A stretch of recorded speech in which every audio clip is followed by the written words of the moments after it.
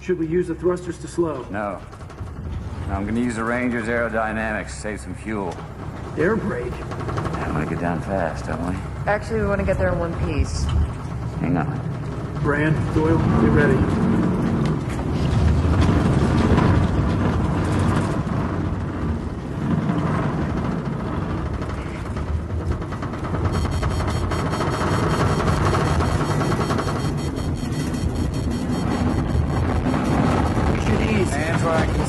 The only time I ever went down was when the machine was easing at the wrong time. A little caution would go... It gets you killed, just like reckless driving. We're too damn fast. I got this.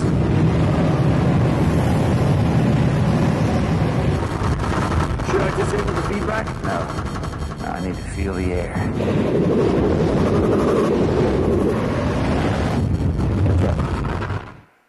Has anybody seen that movie? Yeah. That's a movie called Interstellar. And basically the movie is about these astronauts they're sent into space to find another planet where the human race could survive because there was an agricultural failure here on Earth.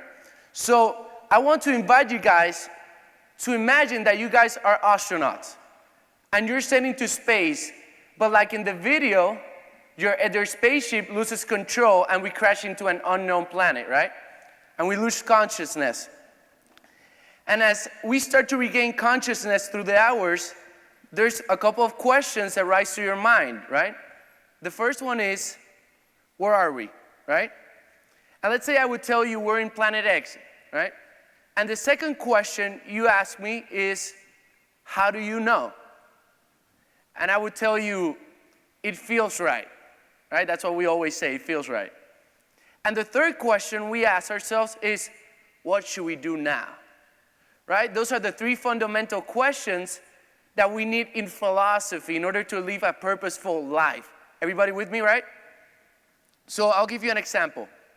Where are we? We have two options to choose from. The first one is we're in a chaotic mess called life, or we can choose that we're in a universe governed by this universal intelligence, constantly adapting, constantly healing, constantly regulating itself, right? Which one would you choose, A or B?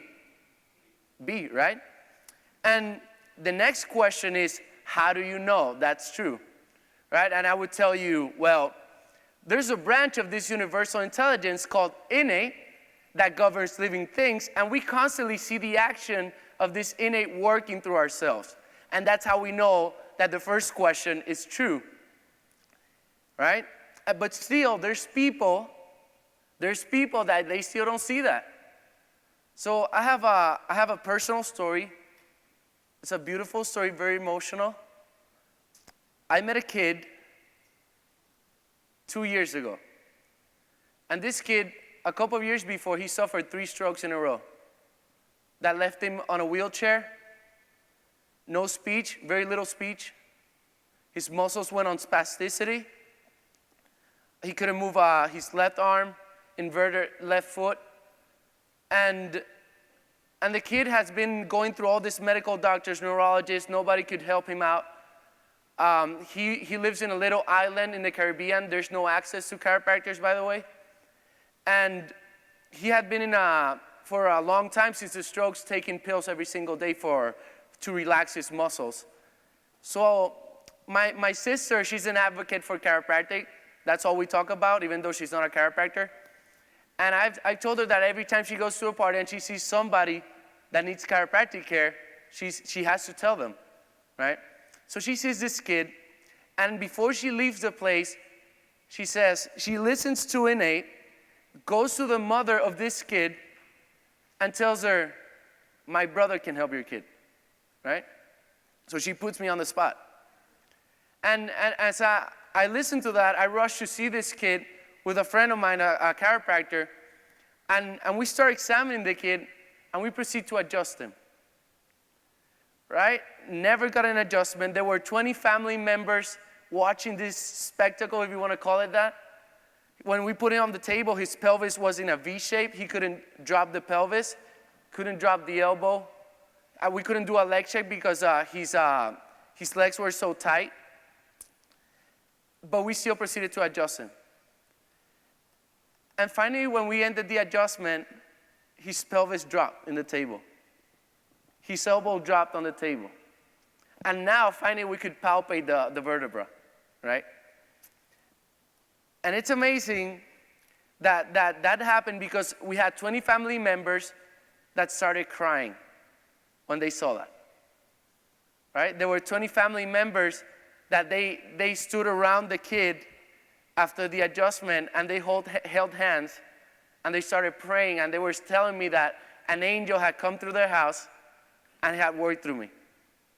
You know, it's powerful being a student when that happens for the first time, right? Because you listen to all these miracle stories, but you've never lived through one. And that's what we were seeing, but there was something else. There was a brain rewiring itself. There was a brain remapping itself through that adjustment. So I proceeded to make a little bit of research, do a little bit of research, and I found from the functional neurology guys, all this research about once you give an adjustment, there's a window of 20 minutes where there's a huge amount of neuronal plasticity or cortical plasticity where the brain starts rewiring itself. So I have a high volume practice in student clinic. I have 7 patients.